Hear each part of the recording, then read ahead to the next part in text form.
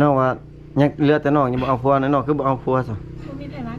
แม่นบ่แม่นบ่แม่นคนมักลายบ่จ๊ะบ่มีนะมาชิมน้องมักแบบใดเอามาคนแบบ แบ ใด บสเปคอะนะสเปคมักผู้บ่าวมักคนแบบใดรอเราหน้าตาดีบ่บ่คือน้องในนี่อายุน้อยก็เอาบ่น้องมักผู้บ่าวอายุน้อยหรืออายุหลายเอาเบิดน้องนี่เอาได้เบิดเนาะแต่ว่าน้องแก๊ดนี่ถือว่ามักอายุหลายผู้สูงวัยหรือว่าอายุหลายพี่น้องเว้ย20ปลายบ่น้องอาจจะถามแบบว่าเวลาผู้บ่าวขึ้นมาเล่นนี่เข้าห้องเลยบ่หรือว่านั่งอยู่นอก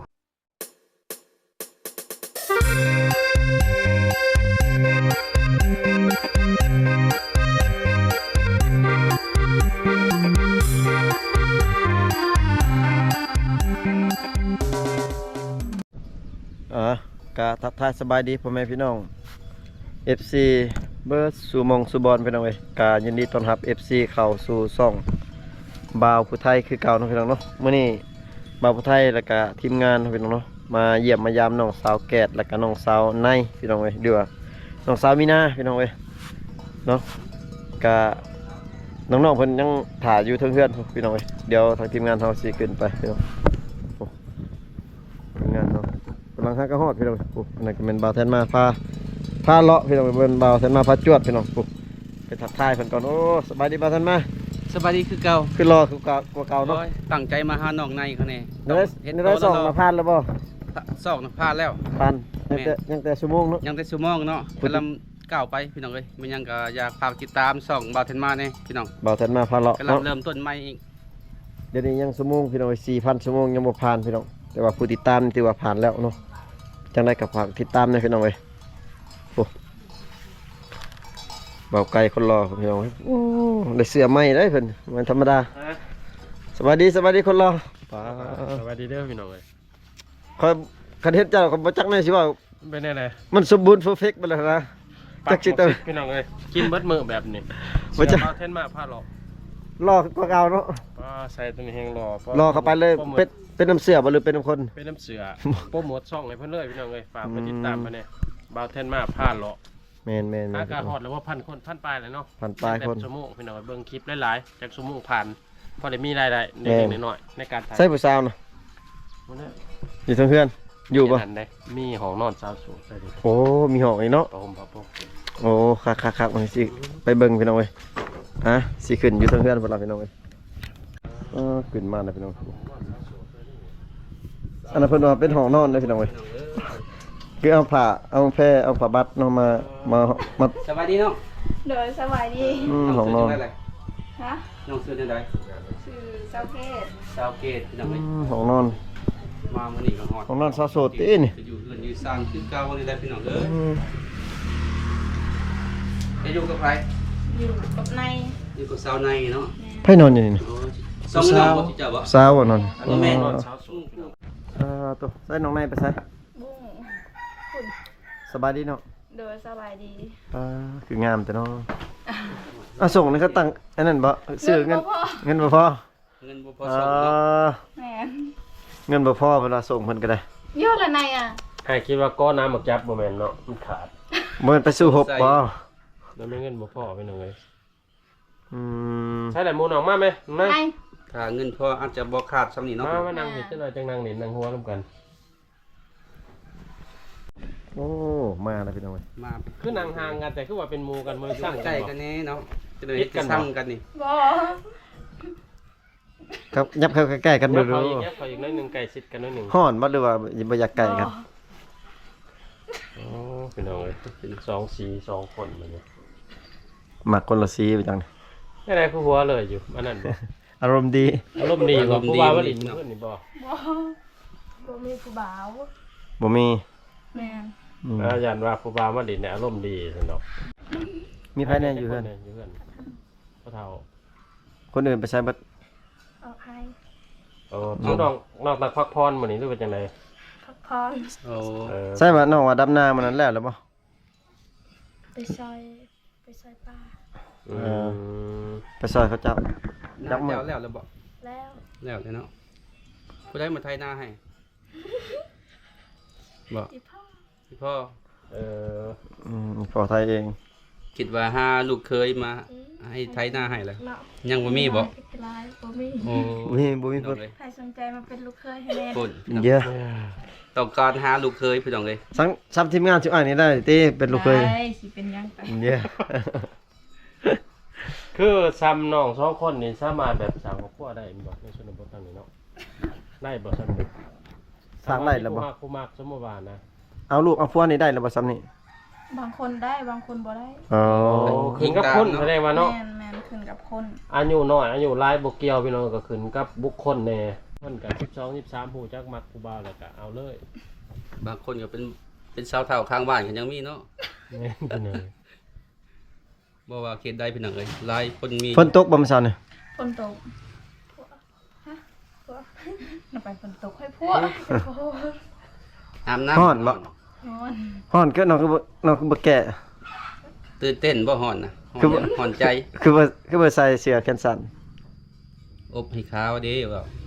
ฮ้อนแต่ว่านุ่งเสื้อแขนยาวพี่น้องเอ้ย แม่ เขาเจะอบผิวผู้บ่าวผู้สาวทางชนบท ข้า เนาะ วนี่ด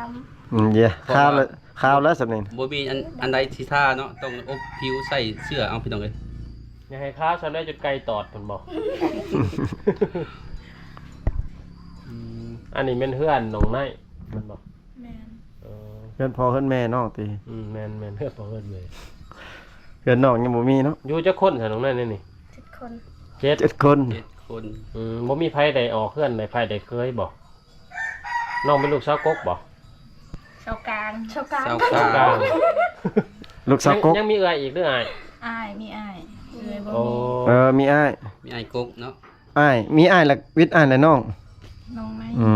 ม แสดงว่าผู้ใดมาเป็นเคยเนี่ยคือเคยกกเลยเนาะ ตอนนั้นเป็นเคยกกเนาะ เคยกลางตี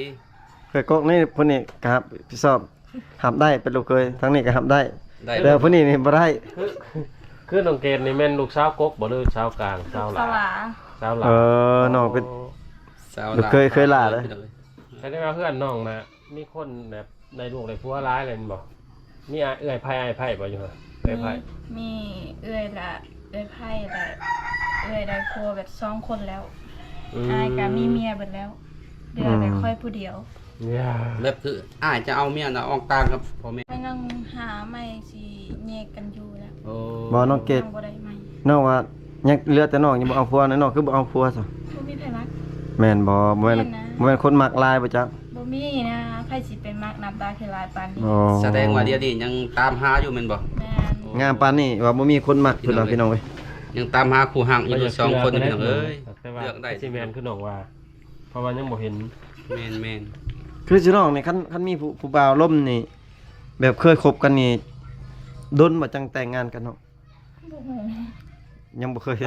ตามซื่อแบบหมู่ซุน้องคือน้องเห็นน่ะนะประมาณ ส่วนหลาย จักปีเขาเจะ ส่วนหลาย ดน บางคนก็ไว้บางคนก็ดนก็มี อืม ๆอิงตามเนาะ อิงตาม แต่ว่าเราอิงตาม ล้นสุดนี่ ได้เนอะ ประมาณจักเดือนจักปีจังจะอะไรเอากันแต่งงานกัน บ่ฮู้และเฮาบ่เคย สมมุติว่าสมมุติว่ามีสมมุติว่าอ้ายล่มนี่ประมาณจักเดือนบ่เอาสมมุติว่า คันเคยมีนั่นใครแน่เนาะ อืม จะบ่ แสดงว่ามักยามได้ยังเอายามได้ก็เอาเลย อ้ายอยากฮู้นี่นะดนไปได้อ้ายล่มนี่จังสิได้แต่งงานสมมุติว่าเอ้า บ่แล้วก็แบบฮิตของพวกน้องนะ คือในเขตในบ้านนี่เนาะ ได้บ่เดือนหนึงคันเดือนหนึง2เดือนก็ให้ดนเกินไปติ บางคนคือว่าอาทิศหนึงก็มีเนาะ บ่ฮู้คือกันค่ะเพราะ เห็น ข่อย เขา บ่ เจ้า เคยมีข่อยก็จึงบ่ฮู้คันข่อยมีแล้วข่อยจึงฮู้ เนาะ แสดงว่าน้องว่าบ่ฮู้ใช่เนาะ แม่ ต้องล่มกันก่อนถ้าว่ามีเนาะอืม หมู่น้องนั้นยังบ่ได้เอาผัวจักคนแสดงว่ามีบ่ มีแล้วเอา เขาร่วมกันดนบ่สาว บ่ฮู้บ่ได้ถาม แสดงว่ามีแฟนแล้วก็แย่งออกแต่หมู่เลยบ่ เอาไหม บัดน้องในเด้ซะ ยืด ดนอยู่บ่ บ่มี บ่มีก็บ่มีคือกันเนาะ แม่น อย่าว่าเอาลมมื้อนี้มื้ออื่นให้มาแต่งแล้วบ่ได้บ่เนาะ ไผสิมักขี้ได้ เพราะว่าสมมุติว่าเนาะตอนนี้น้องยังบ่มีแต่ว่าสมมุติว่าเทื่อหน้าดิซะ ลงมือนี้มื้ออื่นแต่งมันสิได้อยู่บ่ อ้าว มันไหว พวก ผล น้อง เนาะ ไว้โพดเนาะ โพด ใบ บ่ได้เนาะ โอ้ คิดได้ก็ได้มื้อหนึงก่อนด้วย ประมาณ อ๋อ ประมาณ ประมาณ3ทิศ4ทิศเนาะเดือนหนึงสุดเนาะเดือนหนึงได้อยู่ ถามความเห็นน้องเพิ่นจังเลย น้องเดือนหนึงได้บ่ แต่ว่าฮิตของแท้อาจจะกว่านี้ดอก ต้องร่วมกันเป็นปีเพิ่นบ่ ลมเป็นปีและจึงหู อืม นี่ ข่อยแนวนี้นิสัยเจ้าแนวนั้น เนาะฮู้นิสัยใจคอกันก่อน แม่น สมมุติว่าตอนที่ว่าผู้บ่าวผู้สาวเขาจะล่มกันนี่เขาสามารถแบบไปดินเทือนดินซ่านกันได้บ่ผู้หญิงไปเฮือนผู้ชาย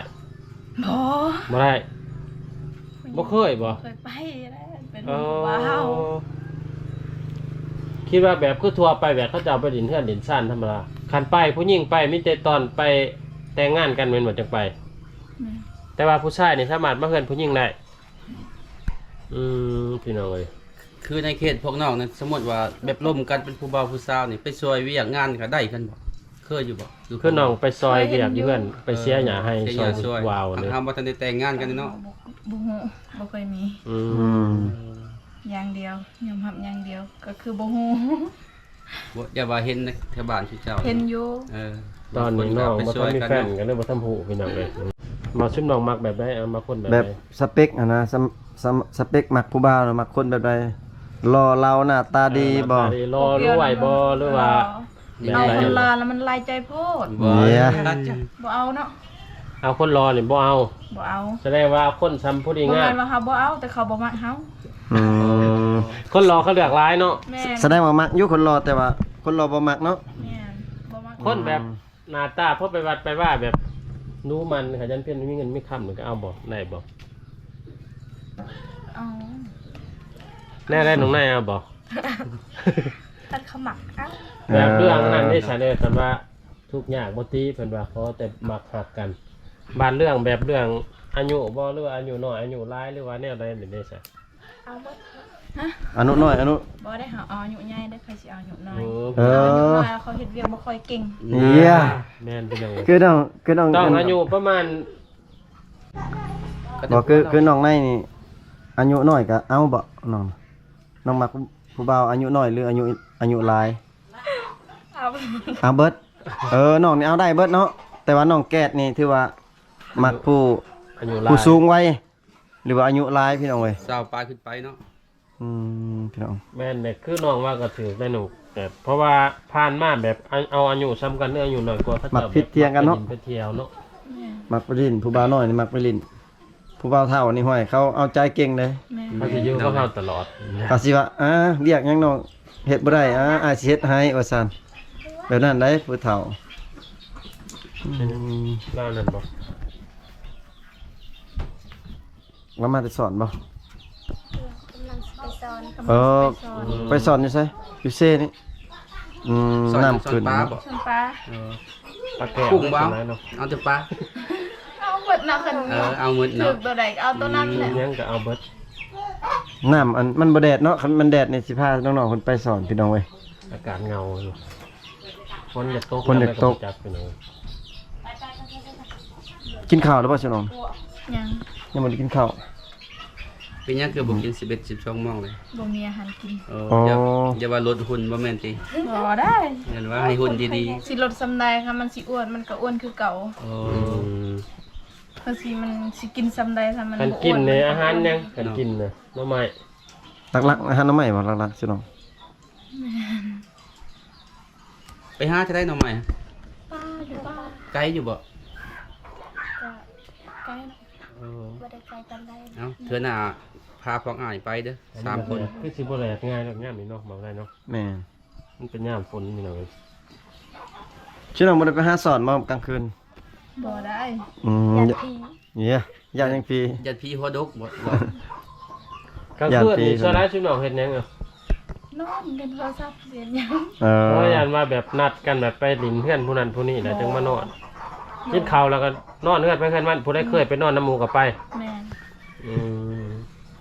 บัดผู้ว่าเขามาดินเนี่ยประมาณจังบุ้งเลยเขามา 8:00น 9:00 น 8-9 โมง จังมองเขาเจ้า เลิ มือก แท้ละ9:00 นเข้ามา โอ้ 12:00 น บ่น้องอยากถามไปว่า เวลาผู้บ่าวขึ้นมาเล่นนี่เข้าห้องเลยบ่หรือว่านั่งอยู่นอกเขาลบอยู่ห้องได้บ่เขาอยู่ห้องเลย นั่นนี่คือสิเขานี่ด้วยเนาะ อยู่ห้องนอกนี่เข้าห้องเลยบ่ อันแรกน้องเขา พี่ ก น้ ด อง ร เอ้ย หัสให้เขาเจ้าเข้าได้แล้ว เข้าห้องอยู่พุ่นเลยได้อพี่น้องเอ้ย เพราะว่ามันบ่มีประตูประตู อืม บ่มีหอว่าจะ บ่มีรหัสลับพี่น้องเอ้ย คือช่วงให้จะเข้านี่คือช่วงให้จะเข้านี่ก็ได้บ่ ได้ พี่น้องเอ้ย โอ้พี่น้อง น้ เอ้ อย งน้องพี่น้องเอ้ย ใครสนใจอยากมาร่วมกับมาร่วม ก็คือผู้บ่าวขึ้นมานี่ขึ้นมาลิ้นนี่ถือว่าเข้าห้องเลยได้อพี่น้องเอ้ยถือว่าเปิดใจอยู่ในห้องเลยเปิดใจสาวโสดเข้าในห้องนี่ถือว่าเฮ็ดหยังบ่ได้เนาะมีแต่ร่วมกันธรรมดา ลักษณะ อืม คุณจักว่าผู้สาวเพื่อนทั้งหลายแต่ไปโลดนะบ่ต้องนัดต้องแน่เขาเจ้าบ่หายบ่เวลาผู้บ่าวเพิ่น บ่ ว่า หายอยู่คันผู้เบานั้น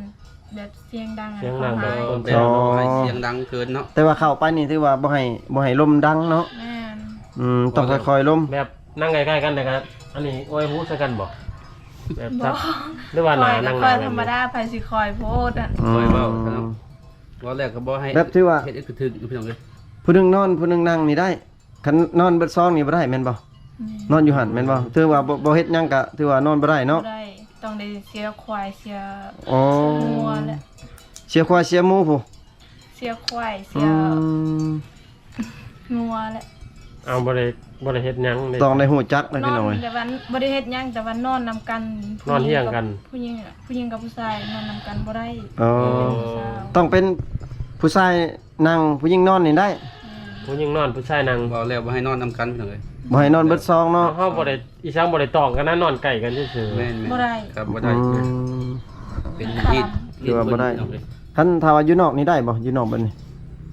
อยู่นอกนี่ก็บ่ได้ คันว่าสมมุติว่าน้องนอนนี่ซุมอายนั่ง เออ อยู่นอกอยู่ในก็บ่ได้เบิด บ่ได้เบิด อืม แบบพ่อปู่ศาสตร์อยู่กลางบ้านนั่นเด้ซะ